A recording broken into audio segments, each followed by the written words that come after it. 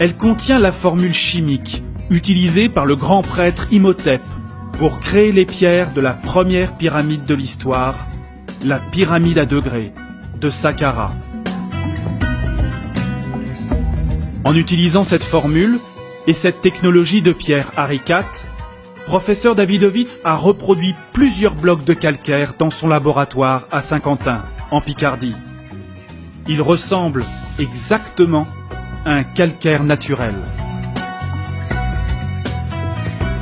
Le grand Imhotep, l'alchimiste, maître architecte du pharaon Djoser, fabriqua les blocs de pierre et bâtit la première pyramide de Saqqara. Il inventa la technologie de pierre Harry IV. Et voici comment. Comme vous pouvez le constater là, les nouvelles sont très bonnes, c'est encore plus intéressant. Tant qu'on cherche, tant qu'on continue de chercher, tant que nous sommes actifs aussi dans la recherche, et nous allons toujours trouver des résultats. Et les résultats que nous venons de trouver ici, ce sont des résultats qui sont vraiment très concluants. Des chercheurs ont pu trouver comment est-ce que ces grandes pyramides ont été, qu'on appelle, construites. Comment est-ce que chaque bloc de pierre a été, qu'on appelle, confectionné. Quelles sont les matières qui sont, qu'on appelle, qui ont été utilisées. À quel moment ils ont mis telle matière, à quel moment ils ont mis ceci. Et ils sont arrivés à cette conclusion que je vais vous présenter aujourd'hui, que vous allez vous-même constater là, vous allez voir là. Et vraiment, il faut dire que la vérité nous a été cachée pendant longtemps et aujourd'hui, on découvre toutes ces petites vérités et on peut tirer la conclusion en disant que tous ces grands monuments de l'Antiquité, toutes ces grandes pyramides dont les gens ont tergiversé pendant longtemps dessus, disant que ça a été construit avec des 2 millions de blocs qui ont été transportés par des esclaves. Ils disaient par là qu'il y a 20 000 esclaves. Cela n'a jamais été le cas. Ce sont des choses qui ont été construites avec du béton et du béton qui a été, qu'on appelle, soigneusement élaboré par des chercheurs de l'Antiquité. Donc c'est une vidéo très intéressante. Je vous invite vraiment à regarder de fond en comble pour vraiment comprendre cela.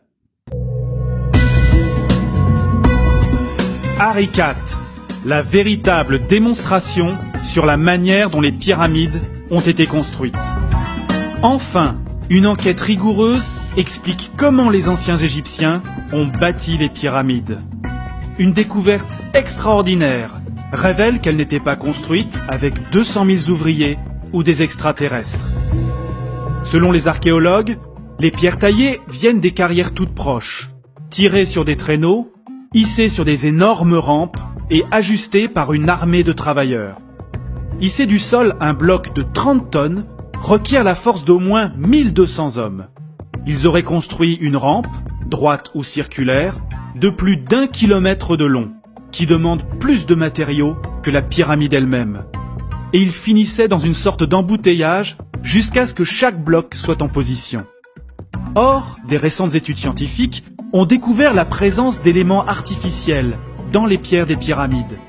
Ils trouvèrent les traces d'une réaction chimique, plus précisément une géosynthèse, c'est-à-dire la fabrication de minéraux par la chimie.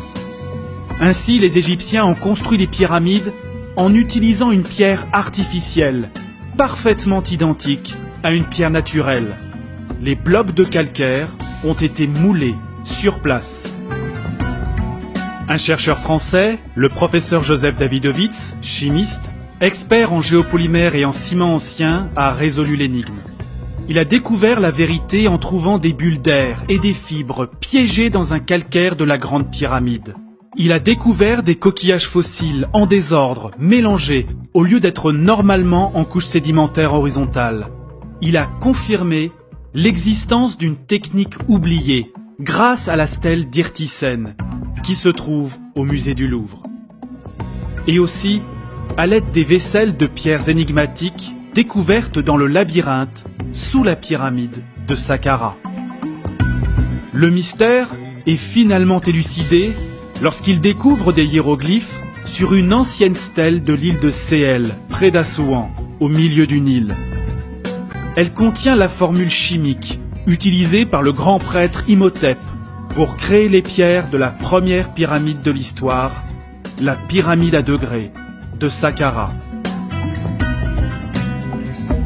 En utilisant cette formule et cette technologie de pierre Harry IV, professeur Davidovits a reproduit plusieurs blocs de calcaire dans son laboratoire à Saint-Quentin, en Picardie.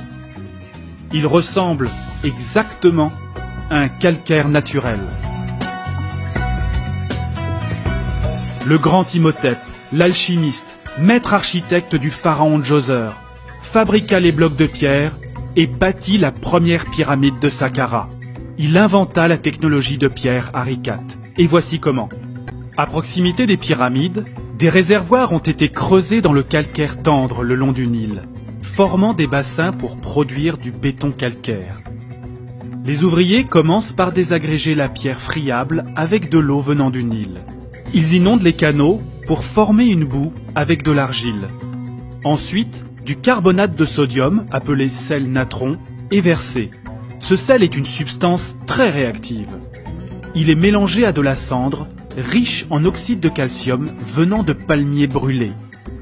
Quand elle est ajoutée à l'eau, la mixture forme de la soude caustique qui va provoquer une puissante réaction chimique. Puis les ouvriers ajoutent plus de gravats de calcaire et un autre sel, le chlorure de magnésium, appelé carnalite, pour baisser le pH.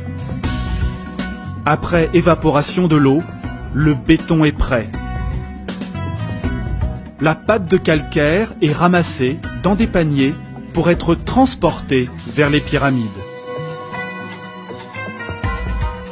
Les fouilles archéologiques ont montré que seulement 2500 personnes ont travaillé sur le chantier. En fait, la théorie de la pierre réagglomérée n'a pas besoin de plus d'ouvriers.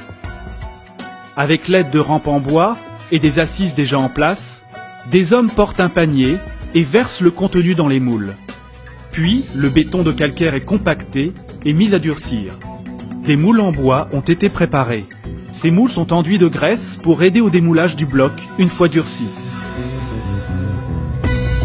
Le mélange est damé dans un moule, comme on tasse la terre avec la technique du pisé, donnant un calcaire réaggloméré, dur et dense.